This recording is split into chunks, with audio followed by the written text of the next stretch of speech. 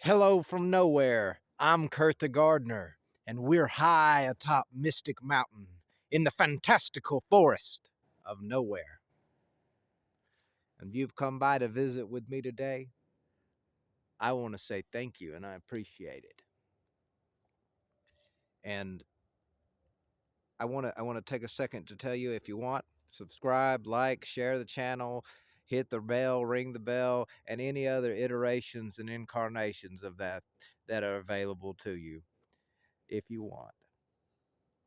So today I want to talk to you about something about choices and the choices that we must make. And this is a choice that happened that I had to make earlier. And I wanted to share with you my thoughts on it and a little bit about it.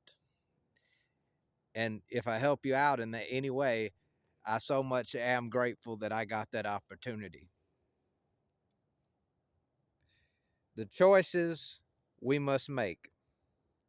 Recently, a job I applied for a year ago or so reached out to me with an offer.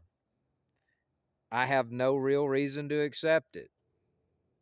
I don't have any biological needs. I'm not hungry. I have shelter. I have water. I've got the food and the clothes. I don't have any of those needs that aren't met. Therefore, I had no reason to accept that job. I had no interest in it either. So I declined the offer. I didn't see any potential to grow in any way in it. I didn't see anything. If I can't see a reason of any kind for something, I always default to no. I believe it's cultural in that in the Western world, to decline or say no to a choice is, as far as we are concerned, the same as doing nothing or not making the choice to begin with, as saying no or declining ultimately results in doing nothing. And that is really the choice, to do nothing. But I recall the moment I had to make that choice. And like all time sensitive choices of this nature, there was a squeezing tension, a feeling of being stuck, like a block was engulfing me, that came upon me, of not knowing if I wanted to say yes or say no, if I wanted to act or do nothing, jump into the unknown, or sit in what comfort, if any, the known has to offer. I could not understand why I made the choice that I did. Can I really even say I made the choice? However, I trust it was the best and correct decision for me. And after all, that's what faith is all about, is trust, even when you can't see it, trust in the unseen that has yet to be revealed to us in the physical. And that is universal. I know a lot of times people hear the word faith, especially in the Western world where it's imposed on people. That has something to do with Christianity or God or something of that nature. But truly, God is beyond a book and beyond any practice and in any study. And faith is beyond any one cage, any one conceptual cage we can imprison it within. I then began to analyze. I know what it is to make a decision in confidence, in full awareness and consciousness, and what I feel, there's a feeling to it when you know it is right for you, period. But what is it to make a decision from a state of paralysis like that? I saw the ego in it in hindsight. What I realize now, though, is it wouldn't have mattered what answer I gave to begin with or choice I made. Rather, I said yes or I said no, because no matter what I said or how I answered, the reaction of the ego and its function would remain the same. and how it carried out that function and how I experienced that function and how the effects it had, they would be the same, regardless of the decision or the choice that I made.